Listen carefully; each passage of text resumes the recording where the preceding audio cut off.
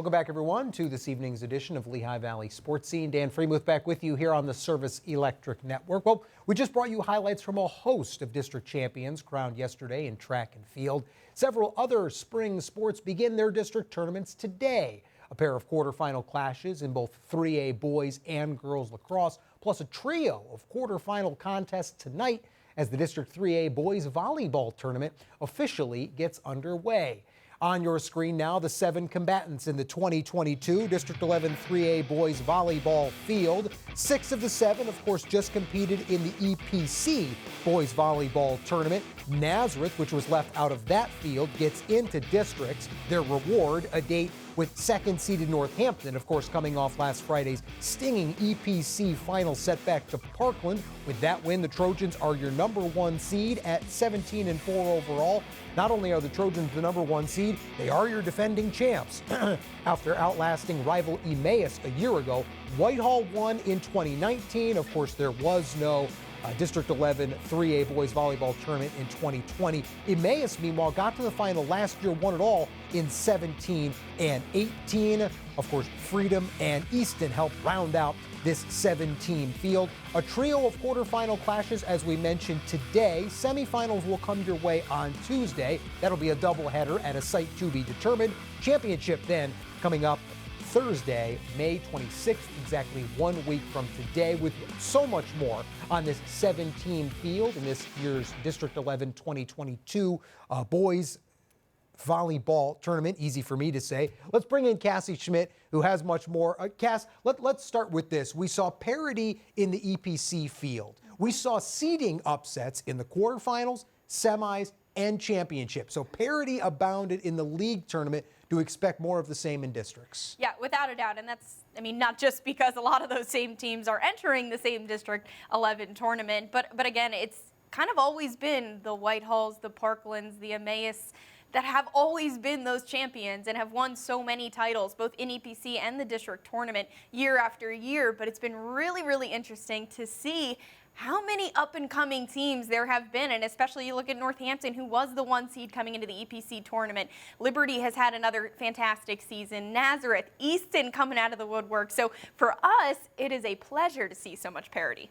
You mentioned those perennial powers, Parkland on the 1 line, but we mentioned Emmaus has won in recent years. They sit on the 4 line, maybe a dangerous team lying in wait. And what a year Whitehall has had, nothing to show for it so far, but at that 3 line, let's put you to the test here. Who's the team that you're really looking at, the team you've got your eye on in the District 3A boys volleyball field? Yeah, you think the EPC tournament would clear things up a little bit ahead of the district tournament, but it did not at all. So I think my team to watch coming into the district tournament has to be the Northampton Concrete Kids. And that really has to go for how they've played, not only to end the regular season, but how they played in that EPC tournament, albeit runners-up, losing in that finale, 3-1 to Parkland, obviously. But I think those upsets that they've had during the year, they did obviously beat Whitehall during the regular season. They beat Easton as well. So having some really good wins under their belts, I think kind of led them to where they were at the end of the regular season. I think they'll be able to learn from some mistakes that they did make in that EPC finale. Again, they started out slow. It was a really fast start for Parkland. They allowed Parkland to get out to the hot start, and they really didn't get going as a team. They didn't really settle down, as Mike Krause liked to say it. Kind of in that 3rd set, they finally got a hold of themselves. Then they were able to win the 3rd. They almost won the 4th, and I think if they were to get going a little bit earlier, maybe in that 2nd set, or even take the 1st set, regardless of who their opponent is going to be throughout the district tournament, I think the start and the momentum and the energy is really going to be important for them. So if they can settle in a little bit sooner, control that energy, and match kind of from the start, I think they have a real shot to win it all. Obviously, their biggest strength remains to be Alex Shanen, but I think the game changer, it's really going to come down to Keller Reposh. You see him right there, just the way he's set has been fantastic. It took him a little bit to settle into the match, but once he got going, he's really, really shifty on the set. He's really, really good defensively, and he's shifty and making moves himself and can come up with some really important kills and can change the momentum of a match. So I think they'll be really interesting to see if they can rebound here in the district tournament.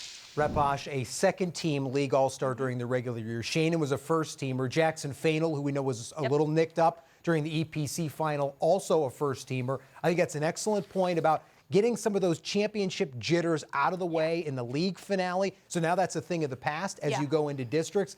That league championship setback snapped a 13-match winning streak for Northampton. You know they're ready to pick up the pieces after that loss and move forward. And this is a K-Kids team that, despite that loss, has still won 40 out of its last 46 sets. Still a very good team, and certainly one to watch as the district tournament moves along. Okay, let's shift now to an individual basis. Who's your player to watch in the District 3A boys volleyball tournament? This might have been the most obvious choice of them all, being he comes from the EPC champions, but junior Chase Robbins is going to be my player to watch ahead of this district tournament. Obviously, Parkland coming in with that 17-4 overall record and as those EPC champs.